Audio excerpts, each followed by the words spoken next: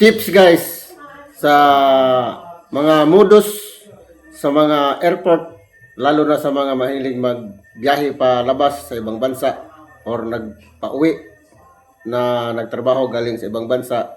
Ito guys, panoorin yung video guys. Ito ang mga sindikato tips galing kay Madam.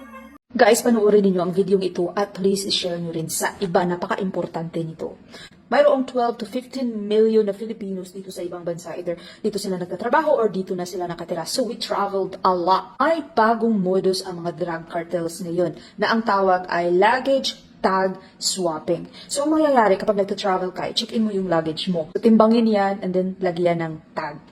And then, isakay na yan sa conveyor. At hindi mo na yan makikita until you reach your final destination.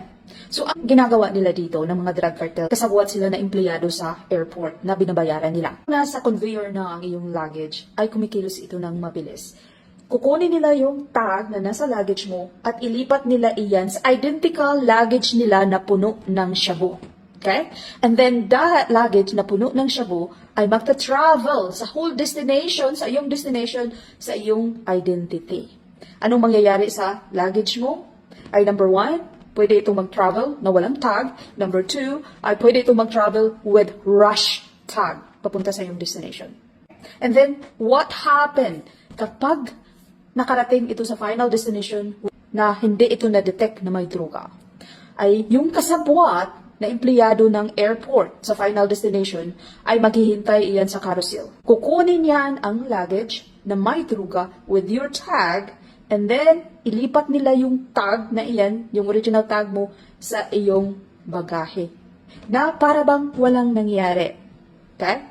Ano naman ang nangyari kapag na-detect ito na may droga? Ikaw na inosenteng nag-travel, ay ikaw yung ma-detain at ikaw yung managot and you have to prove your innocence. Minsan may mga tao dito na they spend days. Yung pinakamatagal ay yung Pilipina na umuwi dyan sa Pilipinas at nabiktima siya dito sa tag swapping and she spent 24 days in detention. Ayaw nating mangyari yan. Guys, so far there are 17 cases na nakatala.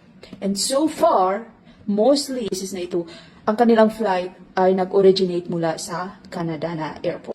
And yung ating Royal Canadian na mga law enforcement ay sabi nila ay marami na silang nahuli na mga trabahante ng airport. Mga final destination na bansa so far na may nahulihan na luggage na biktima nito tag swapping ay Pilipinas, Mexico, Japan, New Zealand, France, Germany, Morocco at Dominican Republic. Yan lang ang nahuli. We don't know kung ilan nga ba ang nakalusot nito na hindi nahuli yung droga. Protect yourself from tag swapping modus ng mga drug cartels. Unang-una, magkuha ka ng picture or video sa iyong luggage, picture and a video of your tag sa luggage, saka ang iyong baggage claim receipt. Number 2, maglagay ka ng AirTag.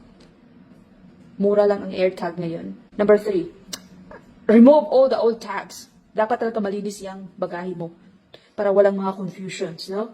And then number 4, maglagay ka na tamper evident clear na tape. Kung sakali they will try to remove it, peel it off, makikita mo ito na tampered na. So kung magagawa mo ang 4 na steps nito, much better. But at least take 1 or 2 of these safety measures para maiwasan natin. Dahil inside job ito. Kagagawan ito ng mga trabahante sa airport. So we can only protect ourselves. And guess what? Yung mga airlines, kung saan sumasakay ang mga biktima nito, they just like wash their hands. They're like, no, we're not helping you out.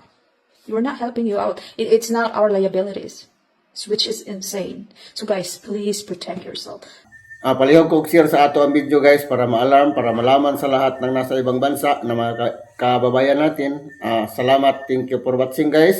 And God bless sa lahat ng kababayan nasa abroad. Ingat palagi.